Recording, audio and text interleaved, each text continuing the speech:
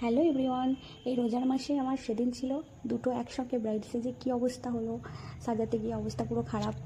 মানে এত চাপ ছিল সেদিন। তো বেরিয়েছিলাম, দেখো এদিকে আমি ভিডিওটা অলরেডি পোস্ট করেছিলাম। তো দুপুরবেলায় বেরোচ্ছিলাম, কিন্তু ব্রাইড ছিল 2:40 মতো বাজছিল, সেই টাইমে বের হচ্ছিলাম বাড়ি থেকে। বাড়ি আসতে প্রায় অনেকটা রাত্রি হয়ে গিয়েছিলো।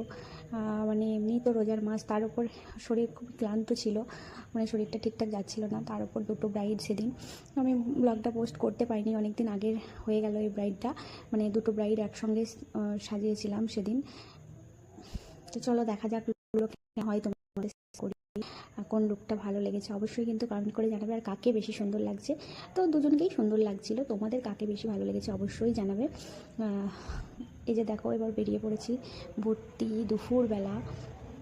এই যে গরম পড়ছে এই টাইমে দুপুরবেলা সাজাতে বেরোনো যে কী কষ্ট, আমাদের মুসলিম বিয়েগুলো বিশেষ করে, মানে সত্যি যারা মেকআপ আর্টিস্ট আছে না তারাই জানে যে কী কষ্ট হয় এই রোদ্রের মধ্যে বেরোতে, খুব কষ্ট হয়। শীতকালটা তো কিছু মনে হয় না, গ্রীষ্মকালের দিনে মানে ঠিক যে টাইমটা ঘুমের টাইম, রেস্ট নেবার টাইম, সেই টাইমে বের হতে হয়।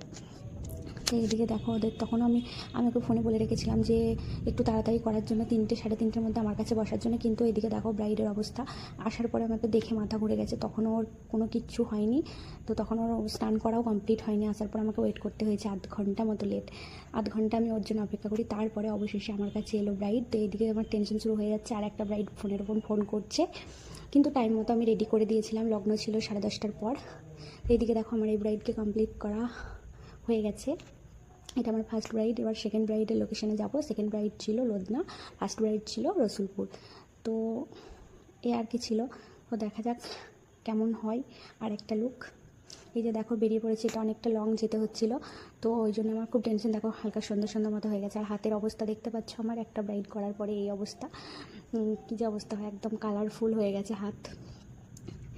তো খুব ক্লান্ত যত না, তার মধ্যে টেনশনটা কাজ করছিল, কারণ কখন পৌঁছাবো আর রেডি করবো ওকে কখন, এটাই ভাবছিলাম। কিন্তু লগ্নটা যেহেতু 10:30টার পর ছিল, তাছাড়া রিলেটিভরা চলে এলে এদের তাড়া দেয় না, ওই জন্য সমস্যা হচ্ছিলো। তো ওটাই আমার টেনশন হচ্ছিলো। এইদিকে দেখো সন্ধ্যা সন্ধ্যা মতো হয়ে গেছে এখানে আসতে। তো অবশেষে আমি পৌঁছেও গেছি, তারপর কোনো সমস্যা হয়নি, রেডি করা ওকে তাড়াতাড়ির মধ্যেই হয়ে গিয়েছিলো।